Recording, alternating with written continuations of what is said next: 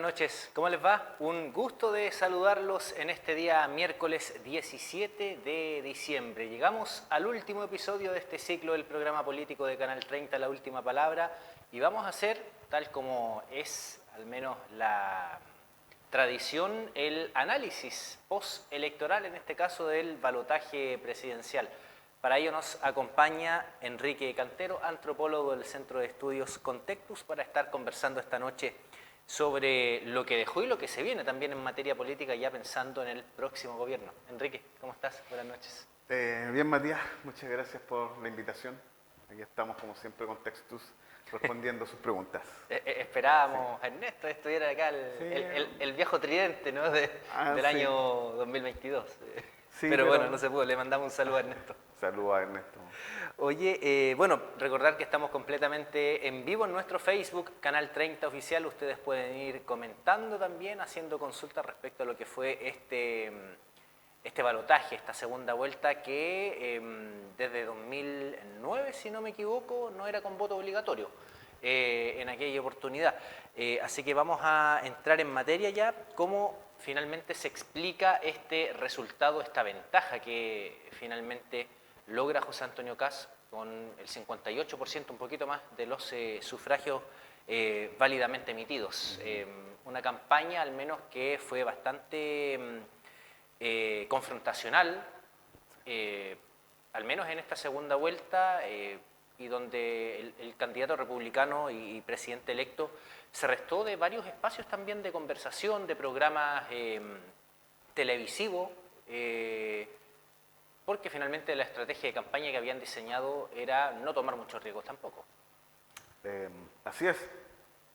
Bueno, yo diría que sorprendió, a mí en lo particular me sorprendió la diferencia. Pensé que podía ser más ajustada la competencia, pero creo que se debe principalmente a tres factores. O sea, primero la evaluación deficiente del gobierno, porque eso, o sea, hay que decirlo. O sea, el llamado voto castigo, finalmente. Claro, hay un voto castigo, hay una evaluación desfavorable hacia el gobierno del presidente Boric, por varias razones, ¿cierto? Pero yo creo que algunas externas, otras internas.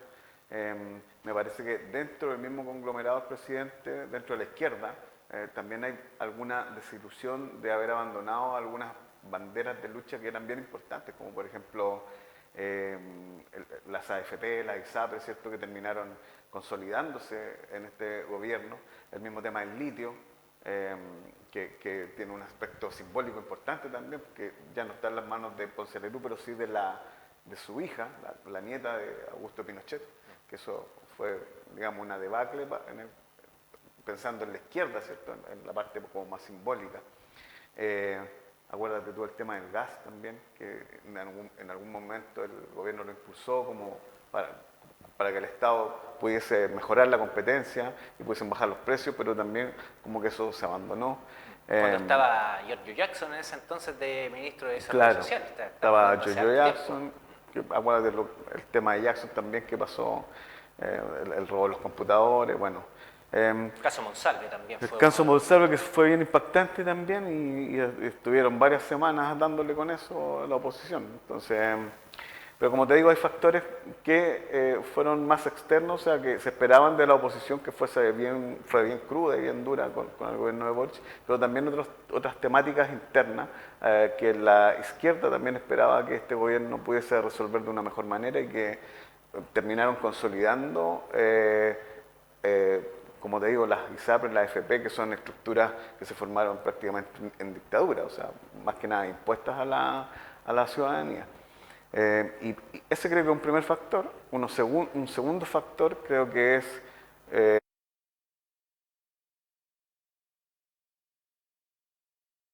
tiempo en Chile y en otras partes del mundo también, o sea, en Argentina, en Brasil, en el propio Estados Unidos, en algunos países europeos, viene esta alternancia entre gobiernos de izquierda y de derecha. En el caso de Estados Unidos, por ejemplo, los demócratas y los republicanos.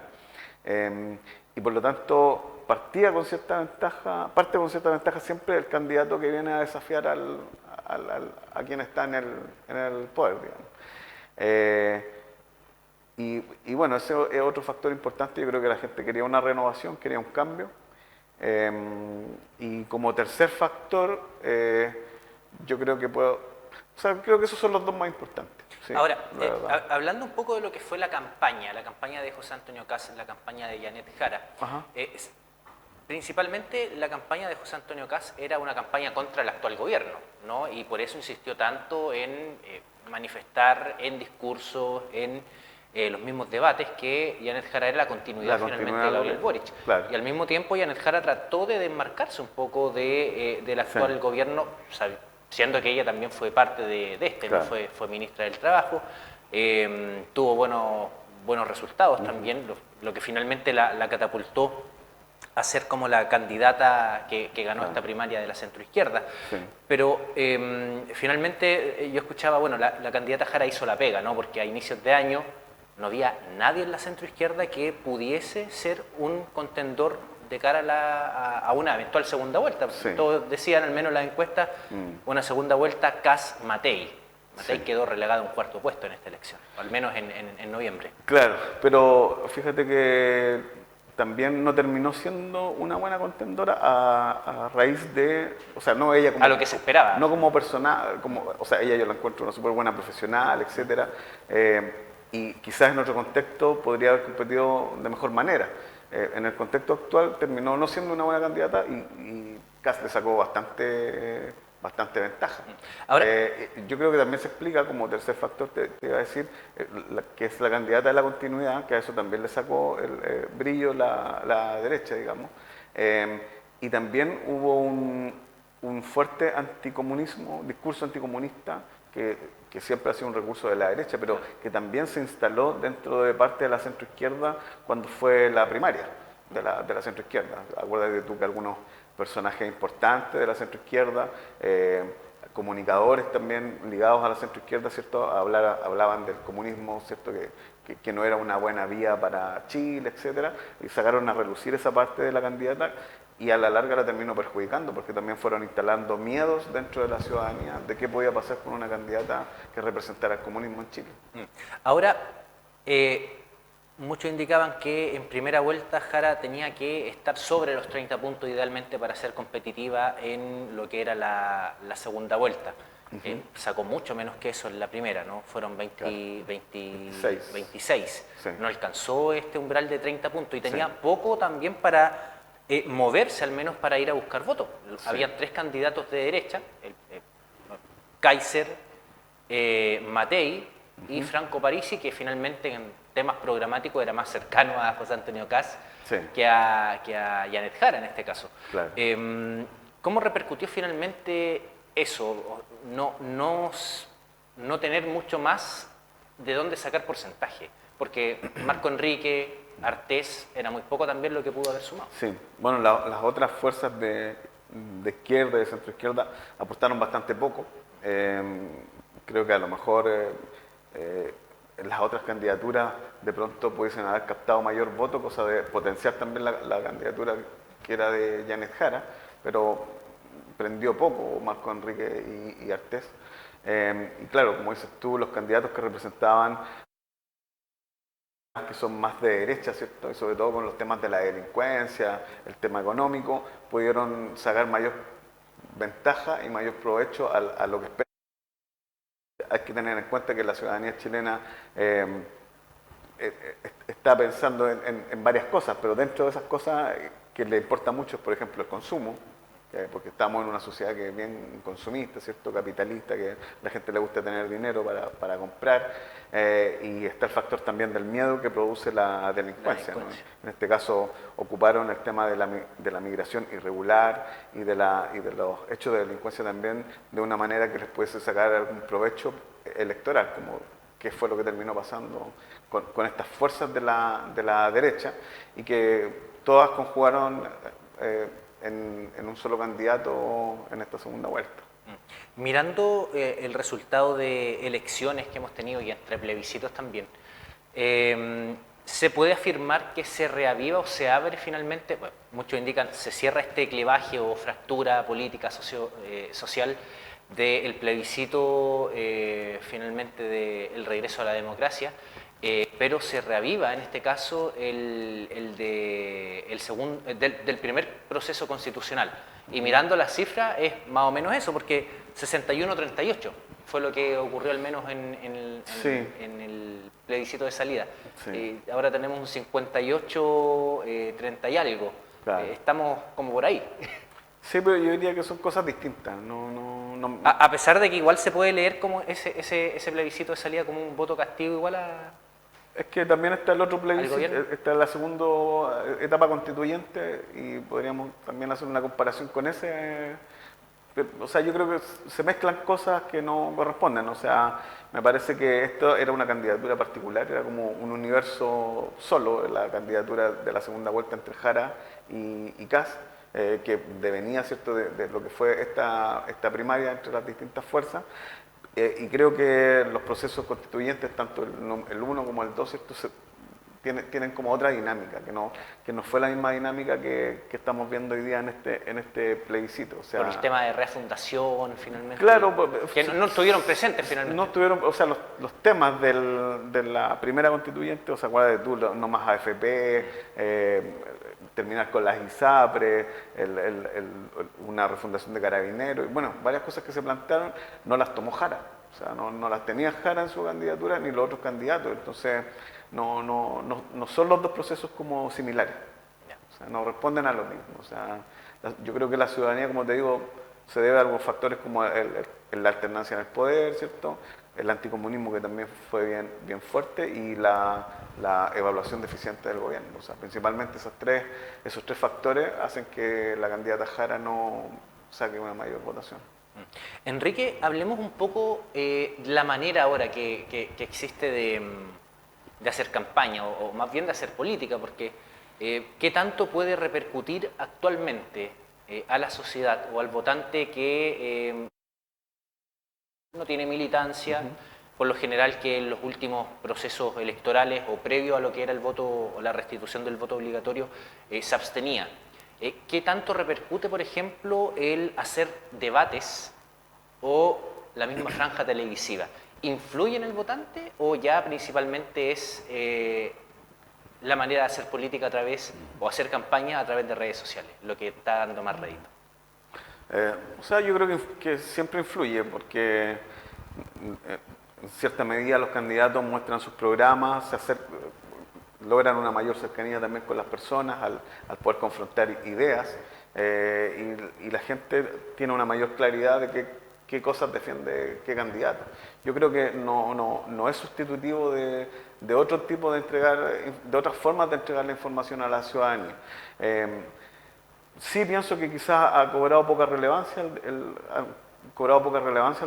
los debates, en el sentido de que las ideas no terminan siendo como tan diametralmente opuestas. O sea, a pesar de que sí veíamos, por ejemplo, de que hay confrontación de ideas, no se plantea un nuevo modelo.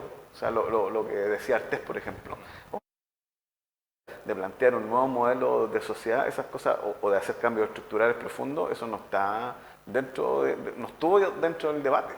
Entonces era como mejorar algunas cosas que son como más orla decorativa, ¿cierto?, como cosas por encima, pero en definitiva en los debates no se vio una confrontación de modelos que fuera como importante. Reformista, algo más reformista, claro. O sea, eso no se vio. Yo creo que un poco por el temor de lo que pasó con los procesos constituyentes, ¿no? Como estas formas como de dejar cristalizado, ¿cierto?, y hacer como cambios profundos, ver que la ciudadanía chilena a lo mejor no está preparada para eso. Yo me imagino que en eso están pensando, o se desgastó la ciudadanía, ¿cierto?, pensando en estos grandes cambios profundos con los dos procesos anteriores. Enrique, y ahora hablando ya de lo que fue la participación, porque votó 13 millones, un poquito más, 13 millones de personas de un padrón de 15 millones de personas, al menos en territorio nacional. ¿Cómo esto da legitimidad al presidente electo, que logró consolidar 7 millones y fracción de votos, y cómo beneficia finalmente a la democracia representativa que tenemos? Sí, bueno, yo creo que es importante que los ciudadanos concurran con su voto. Yo creo que definitivamente otorga mayor legitimidad al sistema. Hay pocos estudios respecto de esos votantes, ¿cierto?, que se suman a los voluntarios. Al votante obligado, finalmente. Claro, porque es un votante que si fuera voluntario no iría. Entonces, que se sumó un 30% de personas. Que son alrededor de 5 millones, si miramos. Claro, o sea, se sumó un gran porcentaje de personas que si fuese la votación voluntaria no irían. Entonces, yo creo que faltan estudios respecto de cuál es el perfil de ese votante también, para saber cómo llegar ahí. Yo creo que no está estudiado en profundidad, pero sí me imagino que es un poco de lo que estamos hablando, ¿no? Hay gente que espera, o sea, que acabar con la delincuencia, ¿cierto?, que quiere un país en paz, ordenado, que la chimuchina política le importa muy poco y quiere cosas como más concretas, ¿sí?, de ayuda o mejorar el país, la economía, como a grandes rasgos. Yo no sé si hace unos meses viste un estudio que analizaba, al menos acá en Chile, el auge o la adhesión que tienen los jóvenes actualmente más por ideas de derechas que de izquierda. Es un fenómeno que estamos viendo a nivel país. Bueno, no tenemos cómo cuantificar eso, ¿no? Habría que hacer un análisis más específico en cuanto al electorado, porque aquí votó mucho joven también, sí, que 18, 19 años, que a lo mejor jóvenes de 20, que 20 y algo, que no votaron previamente porque no era obligatorio votar, estaban claro, desinteresados por la política o se mantenían al margen como tal, sí, y se vieron obligados de una de las dos opciones, o voto nulo y voto en blanco. Claro. Bueno, el sistema neoliberal se ha consolidado en la cultura chilena de forma importante. Entonces, esos ideales, ¿cierto?, o esa ideología que está ahí atrás del modelo social, político, económico que tenemos, también va permeando las nuevas generaciones. Entonces, tienen aspiraciones, ¿cierto?, que quizás los jóvenes de los 70 no tenían, ¿no? A lo mejor hay un espíritu mucho más comunitario, mucho más de solidaridad. Hoy día está instalado más lo de la competencia, ¿cierto?, lo de ascender rápido en el escalafón social, a través, a lo mejor, siendo conocido por las redes sociales. Influencer. Claro, y no tanto como por el tema de los estudios, de la dedicación. Entonces, se ha ido consolidando estos ideales, ¿cierto?, del neoliberalismo dentro de lo que es también la cultura chilena, y eso evidentemente que vas a tener jóvenes que más o menos van pensando en ir por esa escala, ¿cierto?, más que por otra que tiene otros ideales que podríamos decir más comunitaristas, más de solidaridad, más de conjunto, y por eso tenemos un poco esta perspectiva, digamos, hoy día. Enrique, hablemos un poco de lo que fue la elección a nivel regional. Bueno, no fue sorpresa al menos el resultado que tuvo Kast, que fue al menos sobre el promedio nacional, ¿no? Un 66% obtuvo José Antonio Kast. Acá todas las comunas acá. Claro, de respaldo. Bueno, y era cosa de ver nada más lo que fue la primera vuelta, que finalmente fue José Antonio Kast, Franco Parisi en segundo puesto y Ana Jara relegada a un tercero. Incide, y esto lo habíamos conversado, o qué tanto incide el factor de el mundo agrícola, de lo que está vinculado al campo, de las tradiciones, ¿no?, el rodeo, el tema también de las carreras, qué tanto incide eso en la adherencia también, y si hacemos la comparativa con las elecciones de diputados, senadores, también nos damos cuenta que el candidato de derechos siempre es como mucho más preferido acá en la región. Bueno, Jara no ganó ninguna comuna desde la región de O'Higgins hasta el sur de Chile. O sea, lo que logró captar fueron algunas comunas de Arapacada, Antofagasta, algunas de la quinta región, algunas de la metropolitana, pero de la sexta hacia acá no prácticamente nada. Yo creo que la derecha ha logrado de alguna manera captar de mejor forma lo que es la cultura tradicional campesina, sus costumbres, sus tradiciones, más que la izquierda. La izquierda se ha concentrado más que nada en los temas urbanos, en los temas de marginalidad, y ha abandonado un poco lo que es el campo, digamos, o no ha llegado de buena manera a instalarse ahí. ahí yo creo que hay, claro, un trabajo territorial importante que sí tiene la derecha, que no tienen las fuerzas de izquierda en los sectores rurales. Y por lo tanto no les disputan esos sectores la izquierda o la centroizquierda. Y ha consolidado a la derecha en todos estos territorios, evidentemente. Ahora, hablando ya de lo que fueron votos nulos y votos blancos, fueron 948.000 votos a nivel nacional. Los que finalmente resultaron votos nulos o blancos. Y bueno, en el conteo de votos que uno pudo ver por televisión o escuchar por radio, muchos marcaron el voto nulo con Franco Parisi. ¿Qué Claro. tanto incidió Franco Parisi en este caso?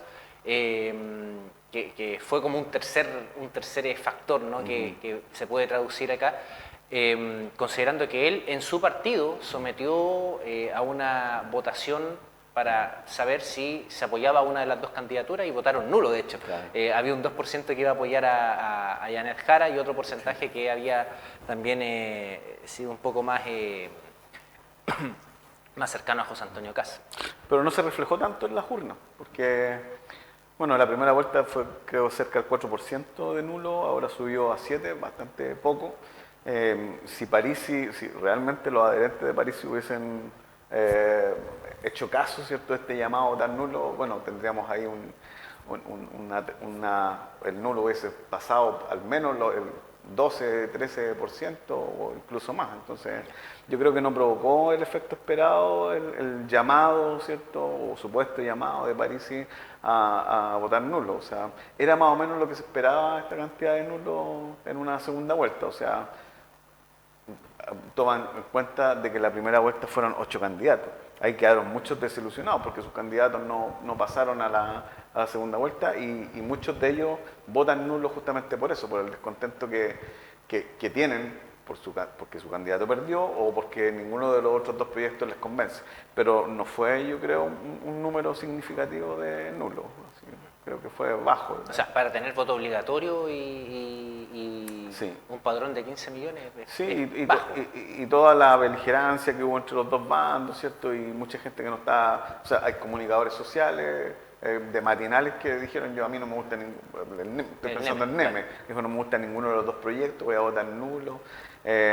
Yo pensaba que podía superar incluso el 10% el nulo, pero creo que un 7 no es un número muy importante, la verdad. Enrique, vamos a hacer un corte comercial y al regreso ya vamos a estar hablando un poco más de lo que fue o analizando un poco el discurso de ambos candidatos tras el resultado electoral y ya lo que se viene. Se viene ya en materia de gobierno, en los últimos 3 meses que van quedando del mandato de Gabriel Boric y lo que se le viene también al próximo presidente de la República ya a contar del 11 de marzo. Así que seguimos haciendo la última palabra, volvemos luego de estos breves consejos comerciales.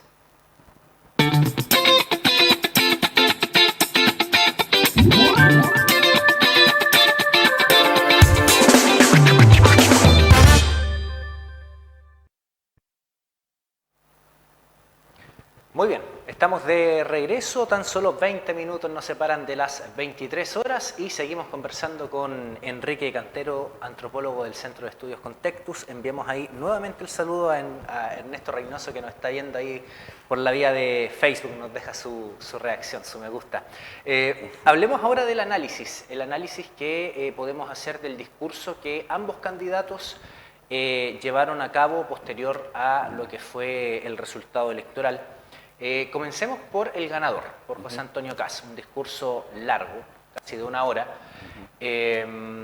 y llamó varias cosas la atención, la moderación con la que se presentó, un llamado a la unidad, se hizo mención a los expresidentes de la República, finalmente, desde Elwin hasta Sebastián Piñera, pasando por Lagos, por Frey que de hecho le dio su respaldo, de manera no diciendo voy a votar por Kast, pero finalmente sabemos se reunió para con dónde. él, Claro. Y el llamado a la conciliación y un poco para algo que dejó en el tintero fue no nos pidan milagros, dennos energía para sobrellevar lo que se viene de gobierno. Ahí haciendo un guiño un poco de respecto a varias promesas que estaban en el programa de gobierno. Claro, sí. Bueno, evidentemente que tanto Boric como Kast matizaron bastante su discurso, lo suavizaron, o sea, porque hasta antes de la elección, ¿cierto? Boric le mandaba algunos mensajitos en su discurso a las ideas de Kast y bueno, todos sabemos cómo Kast hablaba contra Boric en todos sus discursos que daba en televisión. Yo creo que Kast está entendiendo de que se va a tener que hacer cargo del país, que va a tener que ponerse en una esfera más de estatista y que por lo tanto va a necesitar distintos tipos de apoyo, incluso votos que vienen de la centroizquierda y de la izquierda, que están sus parlamentarios, ¿cierto?, instalados y que algunas de las propuestas de Kast van a tener que ser impulsadas con los votos también de parte de la centroizquierda y de la izquierda. Entonces, me parece que se está poniendo más como en los pantalones del estatista, del presidente, y evidentemente que de las ideas que ha planteado, ¿cierto?, dentro de su campaña, algunas que ya fue matizando, ¿cierto?, el tema migratorio principalmente. Claro, tenías algunas ideas en el programa anterior cuando compitió con Boric, que las fue sacando, ¿cierto? Y una presidencial que obviamente va a ser mucho más centrada en su discurso y en su actuar. Entonces, de alguna manera le está dando confianza a la ciudadanía, ¿cierto?, de que va a ser un periodo presidencial difícil, pero que no va a ser tan extremo como algunos estaban pensando. O sea, eso es lo que hasta el momento está demostrando. Pero habrá que ver en el camino, ¿cierto?, cómo lo va haciendo, porque también eso ha generado expectativas, sobre todo dentro del mismo sector que representa a Kast. Y expectativas de cómo se van a hacer las cosas, cuáles son las temáticas que se van a abordar. Recuerda, o sea, dentro de los grupos que yo he podido ver en redes, ¿cierto?, y agrupaciones, o sea, grupos de personas que apoyan las candidaturas de Kast, están grupos social cristianos bien ortodoxos, bien conservadores y extremistas.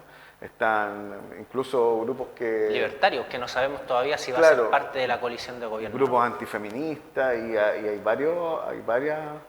o sea, yo creo que Kast va a tener que contener mucho a la interna, más que a la externa, en una primera parte del gobierno. Porque se generaron muchas expectativas a nivel interno de esas ideas que supuestamente representan los republicanos, los socialcristianos y los libertarios. Entonces, por ahí yo creo que puede tener alguna fisura. Ahora, también mencionó, y pone ejemplo, ¿no?, lo que le dijo la hija, le había hecho una pregunta, si todas las personas fueran de derecha, el mundo sería mejor, y dijo que no, que siempre se requería oposición. Sí. Y llama a la oposición también a hacer una oposición que al mismo tiempo sea constructiva. ¿Se irá a dar esa situación? Mira, los países se van construyendo como construir una casa con la mano, como un albañil, con la mano izquierda y con la mano derecha, ¿cierto? Entonces, esta alternancia es normal que se dé. Lo importante es que los países vayan avanzando, vayan creciendo y no retrocediendo.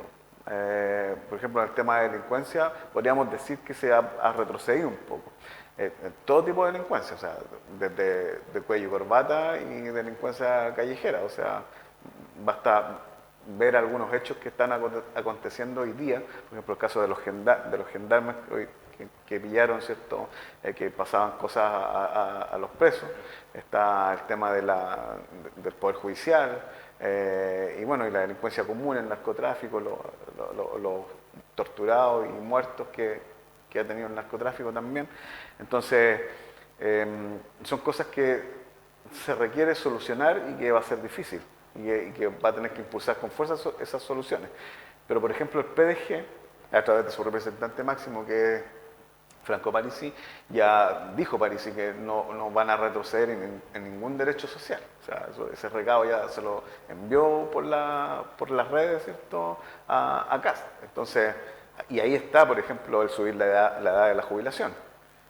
Ahí está, por ejemplo, el eliminar la cantidad de años que te tiene que pagar el empleador. De indemnización. Claro, hay varias cositas ahí que no el tema de las 40 horas laborales. Las 40 horas laborales, entonces ese es un fuerte mensaje porque el PDG tiene bastantes parlamentarios hoy día dentro de la Cámara. Y el rol también que al menos juega Pamela Giles, finalmente como una de las, al menos en el Congreso, rostros fuertes que tiene actualmente el PDG, y dijo, yo le voy a hacer, voy a hacer que gobernarle sea imposible, Claro, algo así, sí. en Pero cuanto yo a creo comentarios, que lo dijo pensando también en cualquier tipo de retroceso, ¿cierto? que signifique para que la población. aparezca dentro de lo que es el programa de gobierno de caso o de las acciones que él vaya a impulsar. Yo creo que ahí sí el PDG se va a poner firme bueno, hasta el momento, porque nadie sabe lo que puede pasar en el camino. Entonces, todas estas cosas son negociaciones, son tratativas políticas, entonces pueden votar favorable a alguna de esas ideas en algún determinado contexto, no lo sé. Hablemos ahora del discurso de Yanet Jara, que al menos parte de la idea de fuerza es justamente a propósito de lo que estamos hablando de una manera un poco más mesurada. Dice que el gobierno de José Antonio Kast, ahora presidente electo, cuente con nosotros, con una oposición que va a construir, pero que va a ser fuerte en caso de que se atreva a tocar algún tipo de o retroceso en materia social. Sí. Finalmente es lo mismo, pero con un lenguaje un poco más mesurado. Sí, totalmente.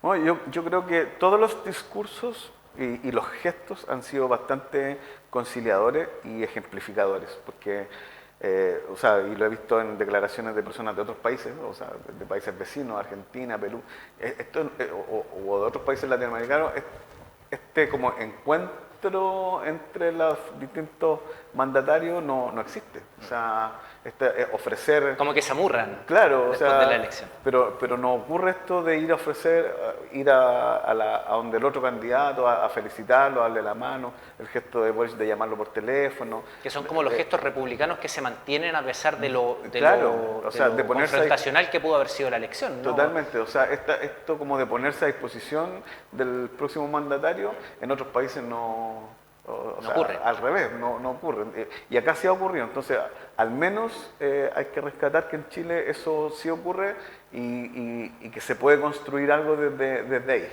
Entonces hay que estar como optimistas en ese sentido. Claro.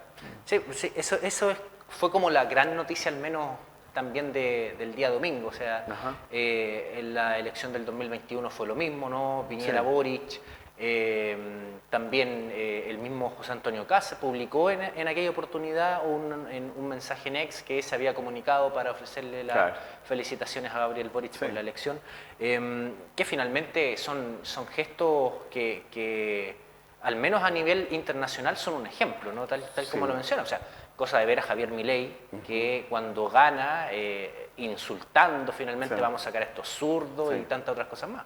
Sí. O sea, no es como una buena junta, diría yo, como para acá, pero ese bueno... fue como uno de los primeros gestos no, que no... pero bueno, es de esperar de que no importe tantas ideas de allá de Argentina, que Argentina ha tenido una inestabilidad ya de 40 años o quizás más.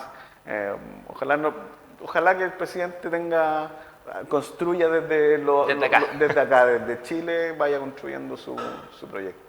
Enrique, hablemos ahora de los 3 últimos meses que van quedando de gobierno ya a marzo. Recordar que ya los equipos tanto del presidente saliente como del que va a ingresar al Palacio de la Moneda ya están en coordinación para lo que va a ser este cambio de administración y también el cambio de mando el 11 de marzo de 2026. ¿Cuáles van a ser las principales apuestas que va a tener el Ejecutivo en este caso en los 3 meses, considerando ya lo que son, o sea, crisis en materia ya de lo que se viene ahora en verano? Siempre están los temas de los incendios forestales que pueden golpear mucho también la gestión que tiene el gobierno, pero avanzando también en materias sociales, que no es mucho tampoco lo que se puede hacer en 3 meses. Sí, yo creo que ya... Aquí ya es aguantar o mantenerse. Claro, el gobierno ya va de salida, ya... Yo creo que terminar de consolidar las cosas que hizo, las 40 horas, la reforma a las pensiones, de poder ir consolidando aquellas cosas, aquellos proyectos. El tema de aborto, difícil que al menos se pueda legislar en estos 3 meses, considerando el feriado sí, parlamentario que es en febrero. Claro, yo creo que ya la gente está pensando fin de año y los parlamentarios también las vacaciones y ya es bastante poco lo que va a poder hacer este gobierno. Yo creo que, claro, atender bien a las emergencias que pueden ocurrir dentro de esa emergencia, lo que es los incendios forestales y poder seguir fortaleciendo las tareas de la fuerza pública en materia de seguridad. Yo creo que ahí debería concentrar los esfuerzos del gobierno ya en este último tramo que le queda. Ya como que no hay mucho tiempo para discutir grandes temas, y entonces, y me parece que en el mismo gobierno tampoco están los mismos ánimos. Entonces, yo creo que se van a concentrar un poco en lo que ya han hecho, que resultaron bien en el gobierno, y poder atender como las cosas más urgentes, digamos, dentro de estos 3 meses. Enrique, y ya pasando a los últimos puntos, al menos de esta conversación, ¿cómo lo va a hacer la centroizquierda en este caso para reorganizarse, ya pensando en los próximos 4 años, en las elecciones municipales, para conformar una oposición que esté cohesionada también? En este caso, ¿qué rol va a poder jugar Yanet Jara, que igual en su discurso al menos no daba señales como de que se va a ir a la casa? O sea, va eventualmente a tener un rol preponderante como líder de eventualmente de la centroizquierda, o bien qué va a ocurrir con Gabriel Boric, saliendo también, entregando el mando. ¿Qué rol va a tener? O sea, ¿va a tratar de posicionarse ya pensando en una reelección? ¿Cómo se rearman los partidos tradicionales también con los nuevos, con el Frente Amplio? Bueno, yo creo que no va a estar fácil porque, bueno, ya vi las declaraciones de algunos referentes de la centroizquierda que están conformando como un nuevo frente de centroizquierda y ya hablaron, o sea, que no tiene nada de nuevo porque son los mismos antiguos y los mismos rostros antiguos, excluyendo ya de plano al Frente Amplio y al Partido Comunista. Entonces, ya partimos con esa idea. Yo creo que van a tener que limar bastantes asperezas dentro de la centroizquierda, porque hay como 2 izquierdas, ¿no? Que se habla de las 2 almas, la centroizquierda y la izquierda, que podríamos decir es como la centroizquierda que es un poco más pituca, ¿cierto? Y la izquierda más popular, así un poco más huachaca. Yo creo que ahí hay cosas que no están resueltas. Por ejemplo, dentro de lo que fue la conformación de este gobierno, que Boric no era el candidato de esa centroizquierda, claro, sino que era otro. Lo sumó después de la derrota del plebiscito. Se sumaron después y, bueno, efectivamente le dieron mayor gobernabilidad al país porque pusieron, digamos... A los hermanos mayores le dicen algo. A los hermanos mayores, pero nunca han estado cómodos con el gobierno de Boric. Y muchos de ellos no han estado cómodos con el Partido Comunista. Entonces ahí hay varias asperezas que van a tener que limar. Yo creo que mucho del socialismo democrático estuvo en este gobierno más en cuerpo que en alma, esa es la verdad. Y bueno, por ejemplo, la página de la delegación presidencial, yo a veces la veo y tiene 2 me gusta, 1 me gusta o 0 me gusta en las publicaciones. Entonces, cuando tú ves que una institución importante como el representante, la que representa al gobierno en una región, tiene ese manejo comunicacional, o alguien lo está haciendo muy mal dentro del encargado de comunicaciones, o porque no están ni tus parientes, o sea, o derechamente se está haciendo a propósito. Entonces, no quiero pensar mal, pero efectivamente ahí se ve como que no hay una cosa bien armada, una unidad bien armada entre las 2 izquierdas. Y eso yo creo que va a ser un trabajo, el mismo anticomunismo, ¿cierto? Que algunos han declarado, ¿cierto? O sea, criticaron a Jara por ser comunista. Bueno, está uno de los referentes de la centroizquierda, que es Frey, derechamente criticando al comunismo. Entonces yo creo que hay cosas que tienen que ver bien la izquierda y la centroizquierda para ver cómo siguen caminando juntos. Ahí hay que sincerarse y hay que ver sobre la mesa, ¿cierto?, todas las cartas y decir, bueno, aquí cómo seguimos en conjunto. Claro, pero efectivamente la centroizquierda no le acomoda los gobiernos de izquierda. Sí le piden el apoyo y la ayuda en los votos, pero cuando gobiernan no les gusta mucho, parece. Entonces, esa es una realidad que en algún momento la tienen que analizar. Y ahora, ¿cómo va a ser recibida Janet Jara también en el Partido Comunista, ¿no? Porque sabemos que hay facciones dentro del mismo partido, ya un PC más duro, ¿no? Con Lautaro Carmona, con Daniel Jadwe. Muchos dicen a lo mejor Janet Jara se va al PS, considerando también este cambio un poco más a lo que es el centro o la centro-izquierda. Claro, es que yo creo que está el error, porque se piensa, o sea, hay como una izquierda que es de élite, así, ¿no? Como una izquierda del filete miñón y del whisky, que no se acomoda, que no le gusta la izquierda de la chorrillana, del completo, ¿no? Como que no coopera una con la otra. Entonces, pero las dos se necesitan, o sea, para ser una mayoría y para dar gobernabilidad, estabilidad al país, se necesitan ambas. Entonces, como te digo, ahí van a tener que conversar los principales referentes, ¿cierto? Con el mejor de los ánimos, como para ver cómo se arma ya. Se arman de aquí en adelante. Y ahora, también hay varias figuras políticas que al menos van a estar sonando, ¿no? Eso es algo que tiene nuestro país, que ya se instala un gobierno y ya las encuestas al tiro están buscando cuáles son los posibles candidatos o los mejores evaluados para llevar a una candidatura en 4 años más. Claro. Y ahí, bueno, ya al menos se mencionan nombres, eventualmente se indica el alcalde de Maipú, ¿no? Tomás Bodanovich, está Macarena Ripamonti también, sí, alcaldesa de Viña del Mar, Claudio Rego también eventualmente, que es gobernador de la región metropolitana, y probablemente Camila Vallejos también sea una de las posibles favoritas de las encuestadoras, al menos de la izquierda. Bueno, en el mundo político esto es como a la gente que le gusta la política, con la que yo converso, como que les entretiene mucho. Teorizar Yo tengo amigos que dicen, a mí me encanta la política y están como transmitiendo y ya están viendo estas figuras. Claro. Pero yo te diría que a la ciudadanía esta cosa como que le cansa, así como que ya están viendo figuras para las próximas elecciones. Como a la ciudadanía le aburre un poco. Es como estar pensando en el próximo DT de las elecciones. Claro, pero porque son los incumbentes, o sea, son los que juegan los partidos, digamos. Entonces, los demás están fuera de la cancha, están en la banca. La ciudadanía está en la banca, esa es la verdad. Yo creo que está bien que se sondeen figuras nuevas. Yo creo que todos los partidos lo hacen, todos los conglomerados políticos lo hacen, pero de pronto creo que hay que empezar a ver cómo marcha el gobierno y qué cosas se pueden ir instalando ahí de a poco, ya pensando en las próximas elecciones que vamos a tener de alcalde, porque claro, esa es como la primera que viene, más que pensando en figuras presidenciales y en figuras parlamentarias.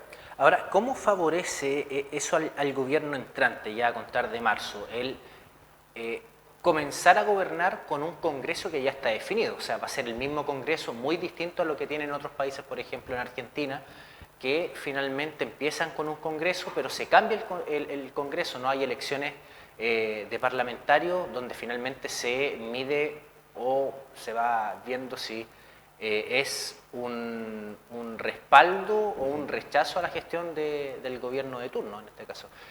¿Eso beneficia hasta cierto punto a un gobierno, finalmente los 4 años con el mismo Congreso? No, yo creo que bueno, los parlamentarios son personas también y van cambiando de posición y de idea a medida que se van convenciendo de lo que es mejor o peor para el país. Yo creo que no es ni a favor ni en contra. Creo que es como parte del trabajo parlamentario que tienen que hacer y el respaldo que tienen que tener con el Poder Ejecutivo. Enrique, estamos llegando al término del programa, de este ya capítulo 32 que tenemos en este 2025 de La Última Palabra. Ejes programáticos del próximo gobierno, ¿cuáles crees tú que van a ser las prioridades ya asumiendo en marzo en estos 90 y tantos días, ¿no? Al menos se mencionó por parte del presidente electo José Antonio Kast, para lo que es materia de seguridad, por ejemplo, y lo que es el tema migratorio, que prácticamente pueden ir de la mano hasta cierto punto. Sí. Bueno, ahí yo creo que hay que preguntar a la gente De de republicano, cómo viene la agenda en adelante el presidente. Yo me imagino que va a intentar, bueno, el presidente ya ha hablado, el presidente electo ha hablado de un gobierno de emergencia. Y me imagino que dentro de esa emergencia está el tema migratorio, el tema de la delincuencia. No sé cuáles son las ideas que él va a proponer como para hacerse cargo rápido de eso. Me imagino que probablemente puede pedir poderes especiales al Congreso, como para poder no sé, de pronto ocupar a los militares en el norte o en la Araucanía, que es como los sectores donde se ha visto que podrían ser utilizados, o incluso para meter en las poblaciones complejas, poblaciones que estén tomadas por el narcotráfico. Me imagino que por ahí puede ir como su línea programática. Ahora yo vi al presidente nacional de Comisión de Agricultura, no me acuerdo cómo se llama específicamente la institución, pero estaba pidiendo que el presidente pudiese regularizar a los migrantes pensando en el trabajo en el agro. Ya. Entonces, de pronto ahí como que todo ese discurso de la migración irregular, bueno, se te cae porque los empresarios importantes del país te están pidiendo que a los extranjeros que están en Chile, evidentemente que son extranjeros que trabajan. Y que pueda perjudicar la mano de obra también. Claro, de la zona agrícola. estamos pensando en inmigrantes que trabajan, que no son delincuentes, ¿cierto? De cómo poder instalarlos dentro de la comunidad chilena. Entonces va un poco en contra de algunos que pretendían, ¿cierto?, que llegara el nuevo presidente y expulsara derechamente a los migrantes que estaban ilegales, porque ahora tienes empresarios importantes que te están diciendo, bueno, regularícelo, que es lo mismo que estaba diciendo Jara. Entonces, que era como el empadronamiento. El empadronamiento, o sea, le están pidiendo probablemente muchos de esos que apoyaron la candidatura de Kast, de esos empresarios del agro, le están pidiendo a Kast que tome la idea de Jara, del empadronamiento. Entonces, quedamos un poco en lo mismo. Eso lo vamos a saber ya a contar del 11-12 de marzo, ya cuando asuma el próximo presidente de la República. Se espera que en enero, decían algunos, dé a conocer parte de lo que va a ser el gabinete. Él lo dijo, lo escuché que dijo a partir del 15 de enero iba, creo que... ¿Sí? Que vamos a ver si viene con, al menos todo indica que podría pasar de 20 y tantos ministerios, 25 a 18, indican algunos, considerando lo que ya quiere fusionar algunos ministerios por ahí, claro. Entonces, claro, ahí habrá que ver en enero cuáles son las personas que ya él pretende instalar en el gobierno y, bueno, es de esperar que sean las mejores personas y que el país salga adelante. ¿Y cuánto va a entrar también de Chile Vamos, ¿no? De la UDI? ¿Cuántas figuras de Chile Vamos también va a incluir en este gabinete? También, y ahí van a venir negociaciones que también son importantes porque... Entre la UDI y Renovación Nacional. Claro, un poco lo que le pasó a Boric fue que la centroizquierda, ¿cierto?, presionó porque tenía poder parlamentario. O sea, tenía diputados y senadores importantes y eso vale, digamos, para un presidente. Y Chile Vamos también tiene bastante parlamentarios, una cantidad importante de parlamentarios y probablemente con eso van a presionar también para poder instalarse en un futuro gobierno. Enrique Cantero, muchas gracias por conversar esta noche en La Última Palabra, en el último capítulo. Te sumas a la lista selecta de los 3 invitados que han estado 3 veces en el año en este programa. Así que mucho gusto. ¿Ahí me entregan un premio? un diploma de participación destacada. Perfecto. Ya, muchas gracias, Matías, y estamos disponibles allá con Ernesto, con Textus para cuando... El próximo año, quién sabe. Sí, por supuesto, por supuesto. Muchas gracias. Y por supuesto, gracias a toda la gente que nos ha acompañado esta noche, también durante esta temporada 2025. De esta manera ya al menos entramos en un periodo de normalización electoral. Al menos que tengamos un plebiscito por ahí entre medio, no sabemos. Sí. Pero aquí ya tendremos elecciones municipales. Municipales claro. lo más pronto. Sí. Que estén muy bien, que descansen, muy buenas noches y nos estamos viendo ya en este espacio político el 2026 eventualmente. Que estén muy bien. Chao, chao.